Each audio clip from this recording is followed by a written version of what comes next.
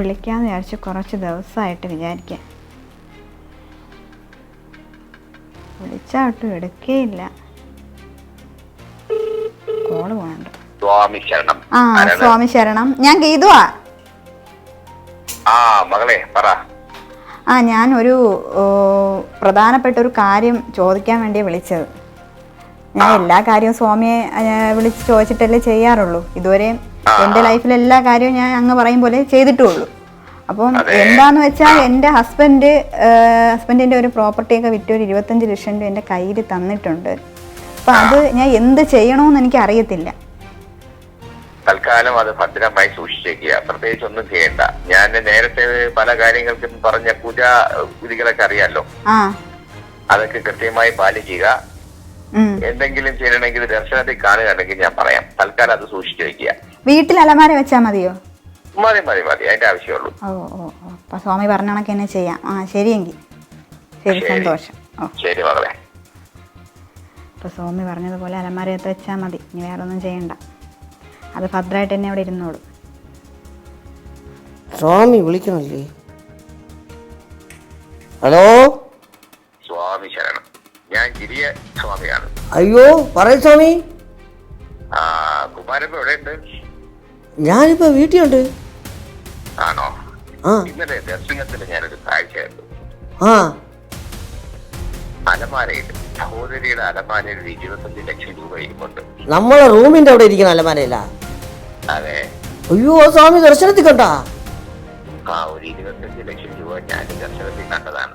ആരും അറിയണ്ട, മാത്രം അറിഞ്ഞാ മതി. ഞാൻ അത് എടുത്ത് എന്ത് ചെയ്യണം? നമുക്ക് പതുക്കെ അതിനെ പങ്കിട്ടില്ല.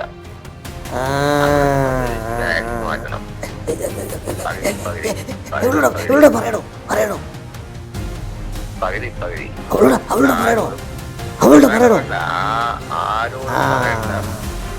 നമ്മളും അത് രണ്ടും മാത്രമേ അറിയാവൂ.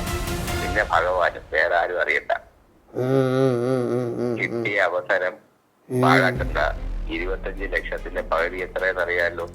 ഞാൻ പണ്ടേ കണക്കും മുണക്കൊന്നും എനിക്ക് അറിഞ്ഞൂടാ. അതൊക്കെ സ്വാമി പറയണത് തന്നെ. അതെ, അപ്പൊ അതൊക്കെ കൊണ്ടുവരിക. ഞാൻ കൃത്യമായിട്ട് എടുത്ത് തരാം. എപ്പോഴത്തേക്കും? നാളെ ഞാൻ കറക്റ്റ് എത്തിച്ചേരാം. ഒരു മാറ്റമില്ല. അപ്പൊ അതെ, രാഹുകാലത്തിന് മുന്നേ എത്തിക്കും. ഞാൻ അവിടെ വന്നാ മതിയാ? മതി, പക്ഷെ രാഹുകാലത്തിന് മുന്നേ എത്തിക്കണം. പിന്നെ ഇത് ചെവി അറിയാതെ കാര്യം സാധിക്കണം. അല്ല, അന്ന് പറഞ്ഞ ഒരു കാര്യം ഞാൻ പലപ്പോഴായിട്ട് പറഞ്ഞിട്ടുണ്ട്. അത് ചെയ്തിട്ടില്ല. സ്വാമി ഉൾക്കണ്ണിൽ കാണുന്നതെല്ലാം ഇതാണ്. അതെ അതെ, നമ്മൾ ഈ പറഞ്ഞ പോലെ അതിന്റെ എല്ലാ ക്ഷീണവും നമുക്ക് തീർക്കാം. ഇത് ചെവി അറിയാതെ അത് എത്തിക്കുക. ഇല്ല സ്വാമി, ഒരിക്കലും അറിയില്ല. ആശ്രമത്തിൽ എത്തിക്കുക. എനിക്ക് കണക്കെന്ന് പറഞ്ഞുകൂടാ കേട്ടാ. സ്വാമി അത് കണക്കാക്കി ചെയ്യണം. സ്വാമിയെ വിശ്വാസം ഇല്ലേ? ഉണ്ട്. അയ്യോ സ്വാമിയാണല്ലോ എല്ലാം. നമ്മളെ കുടുംബത്തിനെ സ്വാമിയാണ് എല്ലാം. സ്വാമി എന്ത് പറയുന്ന അനുസരിച്ചല്ലേ ഞങ്ങൾ ഇതുവരെ പോയിട്ടുള്ളൂ. സ്വാമി ഗിരിസ്വാമി പറഞ്ഞാൽ അത് അച്ചട്ടാന്നറിയാലോ? അറിയാലോ. ഗിരിസ്വാമിക്ക് ഒരു വാക്കേ ഉള്ളൂ. ചെയ്യാം. ഇത് ചെവി അറിയാതെ രാഹുകാലത്തിൽ പ്രത്യേക സാധനം എത്തിക്കുക. ശരി. നമ്മൾ ഇനി അധികം സംസാരിക്കണ്ട. വെക്കട്ടാ.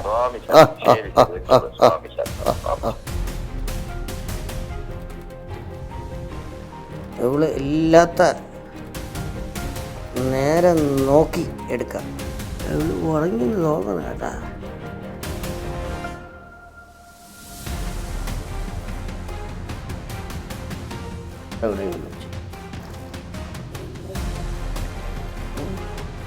ഇതിനകത്താണെന്ന് തോന്നണം കേട്ടാ.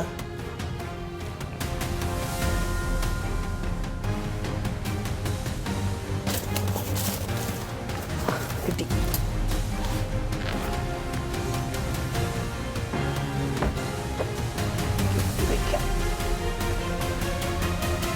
ആരെങ്കിലും കൊണ്ടുപോയത് വിചാരിക്കുള്ളൂ. ഒന്നും പറയുന്നില്ല, പറഞ്ഞാൽ നോക്കട്ടെ. എടി ഞാൻ റെഡിയായി. എനിക്കിനി ബാഗും കൂടെ എടുക്കണ താമസമേ ഉള്ളൂ. ബാഗും കൂടെ എടുത്ത് ഞാൻ ഇറങ്ങി. ബഹളം കൂട്ടാതെ. അയ്യോ ഞാൻ വിളിക്കാം. അയ്യോ അയ്യോ എൻ്റെ 25 ലക്ഷം രൂപ എന്തിനാ ഇത്? ഞാൻ ഇവിടെയാണല്ലോ വെച്ചിരുന്നത്. അയ്യോ ഇത് മോഷണം പോയതാണോന്ന് തോന്നുന്നു. അല്ലാതെ പിന്നെ പോകാൻ വേറെ ഒരു വഴിയില്ല. ഹലോ ഹലോ പോലീസ് സ്റ്റേഷനല്ലേ? ആ സാർ, എൻ്റെ 25 ലക്ഷം രൂപ ഞാൻ വീട്ടിൽ അലമാരയ്ക്കകത്ത് വെച്ചിരുന്നതാണ്. കാണാനില്ല. വീട് വെക്കാനായിട്ട് എൻ്റെ ഹസ്ബൻഡ് പ്രോപ്പർട്ടിയൊക്കെ വിറ്റ് എൻ്റെ കയ്യിൽ തന്ന പൈസയാണ്. ആ അലമാരക്കകത്താണ് വെച്ചിരുന്നത്. അതിപ്പോൾ കാണാനില്ല. ആ അഡ്രസ്സൊക്കെ ഞാൻ അയച്ചേക്കാം. എത്രയും പെട്ടെന്ന് എന്തെങ്കിലും ചെയ്യണേ സാർ. ഇവിടെ മോഷണം പോയത് ആരാണെന്നൊന്നും ഒന്നും അറിയാൻ വയ്യ സാർ. ഒന്ന് പെട്ടെന്ന് ഇതുവരെ വരണേ. ആ ശരി ശരി. ശരി, എങ്കിലും പൈസ എങ്ങോട്ട് പോയാന്തോ. ഞാൻ ഇനി ഹസ്ബൻഡിൻ്റെ അടുത്ത് എന്ത് പറയും?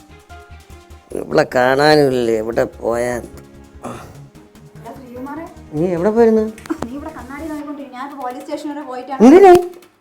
എന്റെ 25 ലക്ഷം രൂപ അങ്ങേര് പെരയുടെ മുറ്റത്തിനകത്ത് വെച്ചിരുന്നു. അതിപ്പോ കാണാനില്ല.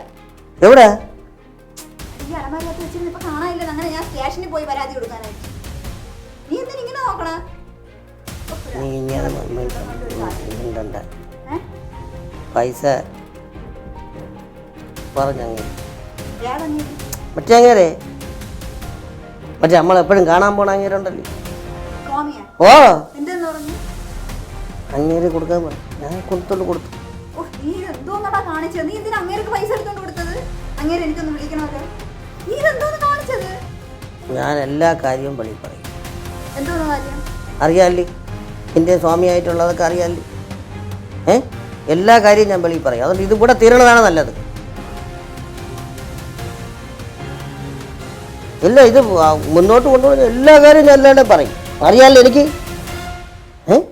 എൻ്റെ കാര്യം അറിയാല്ലേ. പിന്നെ ഇനി പോലീസ് സ്റ്റേഷനിൽ കൊടുത്തേക്കണേന് എന്ത് ചെയ്യും? പോലീസ് സ്റ്റേഷനിൽ നീ പറഞ്ഞതിനെ പിൻവലിക്കണം. അല്ലെങ്കിൽ ഞാൻ അങ്ങേര് വരുമ്പോഴും പറയും. ഞാൻ നിൻ്റെ കെട്ടിയോണ്ടല്ലോ വല്ലപ്പോഴും അവിടെ വരണ, അവൻ്റെ അടുത്ത് ഞാൻ പറയും. പിന്നെ സ്വാമി വേറൊരു കാര്യം പറഞ്ഞ്, അത് ഇതുവരെ നടപ്പിലാക്കില്ല. അതിൻ്റെ കോപം ഉണ്ടെന്നാണ് സ്വാമി അവിടെ ജപിച്ചപ്പോൾ കണ്ടത്. നീ എല്ലാ ശാപവും കൂടെ ഉണ്ടാക്കി വൈ. ഇവിടെ എല്ലാം കൂടെ നീ ഇവിടെ ഉണ്ടാക്കി വൈ. അത് ഇവിടെ തന്നെ തീരട്ടെ. സ്വാമി എന്താണ് സ്വാമി അങ്ങനെ എന്നെ പറഞ്ഞത്? ആ സ്വാമി പറഞ്ഞ കാര്യം ഇവിടെ നടന്നില്ല ഇതുവരെ. നടന്നാ സ്വാമി എന്താണെന്ന് പറഞ്ഞത്? കുടുംബത്തിന് ശാപമായിട്ടുള്ള എന്തുണ്ടെങ്കിലും അത് ഇവിടെ നിന്ന് മാറ്റണമെന്ന് നീ പറഞ്ഞ അന്നേ സ്വാമി പറഞ്ഞ. നീ അത് കേട്ടാ? നീ ഇത് വെളിയിൽ പറയരുത്. നിനക്ക് തന്നെ അങ്ങേരുടെ പറയും. അങ്ങേരുടെ ഈ കാര്യം ഞാൻ ചെന്ന് പറയും.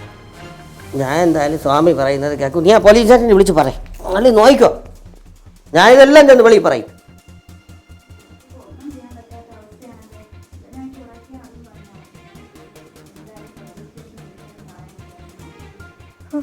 ഇവനുമായിട്ട് ഉടക്കിയാൽ ശരിയാവൂലല്ലേ. അവൻ പണി തരും. എന്ത് ചെയ്യും? രണ്ടും കെട്ട അവസ്ഥയിലാണ് ഞാനിപ്പോൾ. എന്ത് ചെയ്യട്ടെ? പൈസ ഇനിയിപ്പോൾ എന്തായാലും തിരിച്ചു കിട്ടത്തില്ല. ഒരു കാര്യം ചെയ്യാം, പോലീസ് സ്റ്റേഷനിൽ വിളിച്ച് കേസ് പിൻവലിക്കാൻ പറയാം. അതെങ്കിലും നടക്കട്ടെ.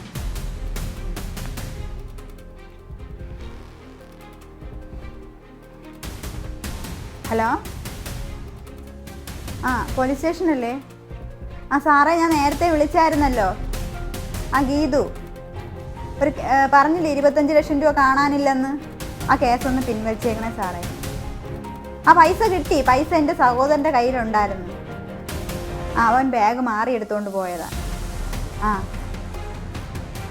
ആ ആ കേസ് പിൻവലിച്ചാൽ മതി. ആ ശരി സാർ. ഞാൻ തൊണ്ട വരുന്നുണ്ട്. പിന്നെ ഇവ നാട്ടുകാരടുത്ത് വീട്ടുകാരടുത്ത് അങ്ങേരടുത്തൊക്കെ പോയി എനിക്ക് കാര്യങ്ങളൊക്കെ പറഞ്ഞ് ഞാൻ നാളെ പോകും. എന്തായി?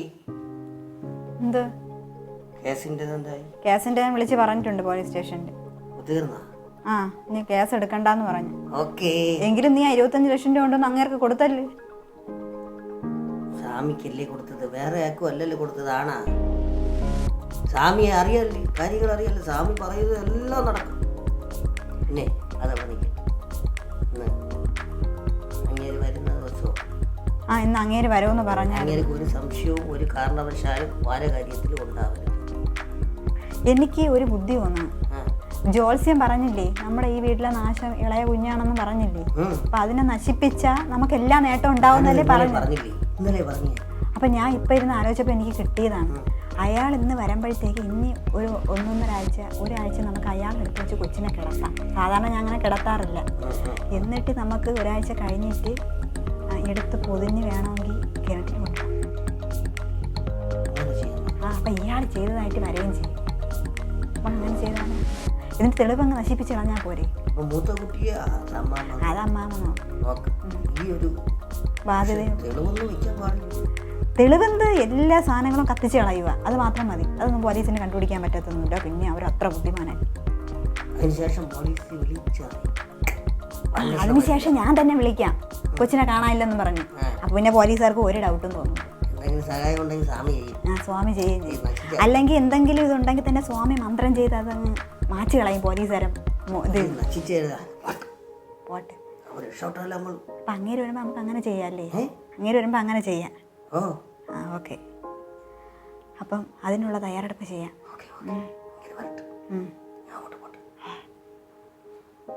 അല്ലാതെ വേറെ ഒരു വഴിയില്ല ഇനി.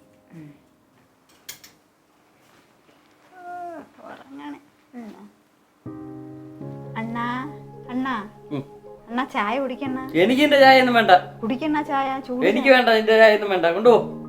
എന്തെണ്ണ അങ്ങനെ പറയണേ? എന്റെ അടുത്ത് ഒരു വൈരാഗ്യം പോലെ. നിന്റെ ഇവിടുത്തെ രീതികളും കാര്യങ്ങളും എല്ലാം എനിക്കറിയാം. എന്റെ എന്ത് രീതി? അത് എനിക്ക് എല്ലാ കാര്യങ്ങളും ഇവിടുത്തെ കാര്യങ്ങളെല്ലാം അറിയാം. നിന്റെ അച്ഛൻ മരിച്ചോണ്ടാണ് 16,000 പേരിലാണ് ഞാൻ അവിടെ വന്നത്. ഇല്ലെങ്കിൽ അവിടെ വരൂലായിരുന്നു. കൊണ്ടുപോ. എനിക്ക് വേണ്ട എന്റെ ചായ. നമ്മൾ തമ്മിലുള്ള പ്രശ്നം നമ്മൾ തീർത്താ പോരെ അണ്ണ? എന്തിനിങ്ങനെ കിടന്ന് അലക്കണത്? എനിക്ക് വേണ്ട, എന്റെ ചായ ഒന്നും വേണ്ട. ഇത് കുടിക്കാൻ എനിക്ക് വേണ്ട. കൊണ്ടുപോ. എനിക്ക് വേണ്ട.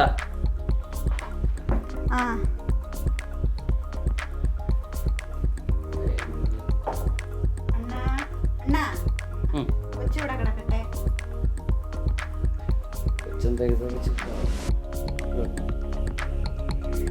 കൊച്ചിനെ കാരണമാണ് ഞാൻ ഇവിടെ കൊച്ചിനെ കാണാൻ പറഞ്ഞത്.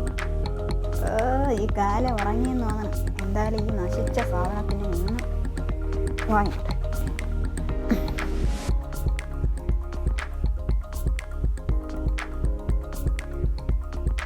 ശ്രീകുമാറേ, ഞാൻ കേട്ടിലെടുത്തിട്ടാ നാശത്തിന്.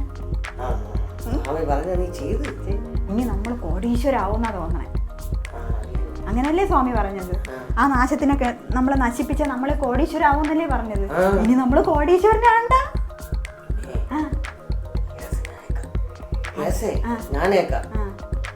അതങ്ങനെ പറ്റൂ. നിന്നെ ആകുമ്പോ കോടതി ചിലപ്പോ വെറുതെ വീടും.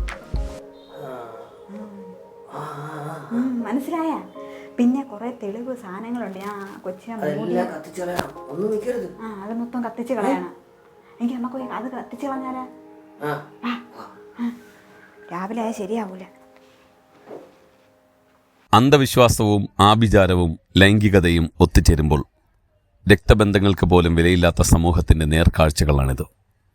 പൊതുജനങ്ങളിൽ നിന്ന് കിട്ടിയ അറിവുകളിൽ നിന്ന് സാങ്കല്പികമായ ചില കഥാപാത്രങ്ങളെ ഞങ്ങൾ നിങ്ങളുടെ മുന്നിൽ എത്തിക്കുന്നതോടൊപ്പം പൊന്നോമനകളായ കുട്ടികളെ മരണത്തിന് ബലിയാടാക്കുന്ന ഇതുപോലുള്ള സ്ത്രീകളെയും പുരുഷന്മാരെയും വാർത്തെടുക്കുന്ന ലോകമാണിത്. ഇങ്ങനെയൊരു സംഭവത്തിലെ യഥാർത്ഥ പ്രതികളെ കണ്ടെത്തേണ്ടത് പോലീസിൻ്റെയും മറ്റുദ്യോഗസ്ഥരുടെയും ഉത്തരവാദിത്തമാണ്. ഇനിയും ഇങ്ങനെയുള്ള കുഞ്ഞു ജീവനുകൾ പൊലിയാതിരിക്കട്ടെ. ഇതുപോലുള്ള മറ്റൊരു ആട്ടക്കലാശവുമായി വീണ്ടും കാണാം.